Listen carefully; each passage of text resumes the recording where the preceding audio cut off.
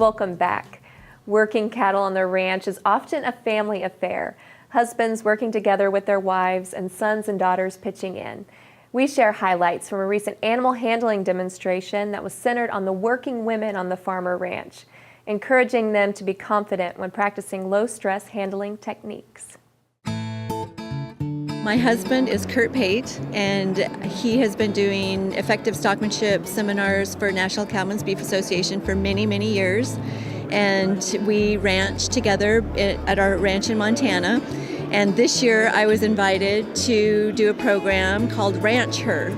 And it's all about empowering women in our industry and giving them the tools, whether it's horsemanship tools, cattle handling tools, and the confidence to go out and work our cattle in a safe way that we can put pounds on our cattle, be profitable, be safe, and have fun.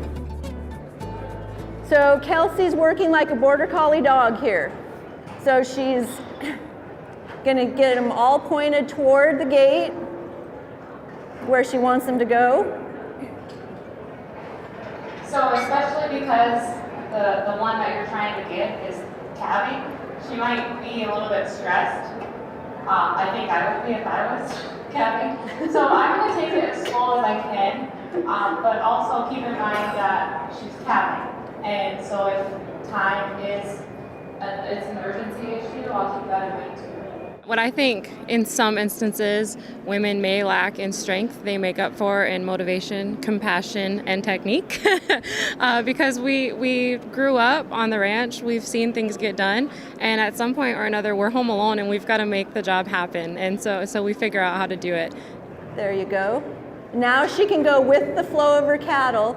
So this is what I was talking about yesterday about not jumping in front of them and turning them back. So she's working from in front of her cattle.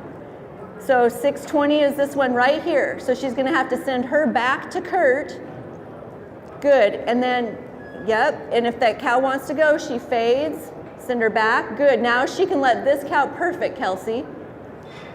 Go back, good job, yep. Yep. Right, yep, good girl. Good, now she can go, good job, perfect. Now that's how you work cows like a girl. Good job, Kelsey. So the first thing I think you have to think is you can't force her to go somewhere.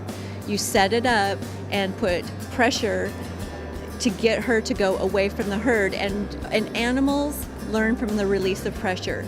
So when she changes her mind and kind of looks to the gate for a moment, and it doesn't have to be for very long, but we need to take that pressure off, give her time to say, yeah, you did the right thing, and then continue the pressure toward the gate.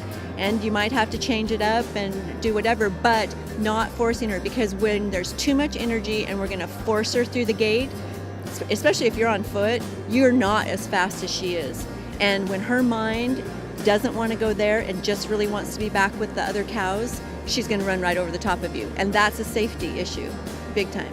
What I would offer to young ladies getting involved in the industry is to really just stick with it and learn where your weaknesses are and expose yourself to opportunities to enhance those weaknesses, but then also really key in on what your strengths are and communicate that with your family in whatever operation that you may have, and let them know what you're passionate about, how you see yourself taking shape in this organization or in your family business, and your passion as far as why you want to be a part of it.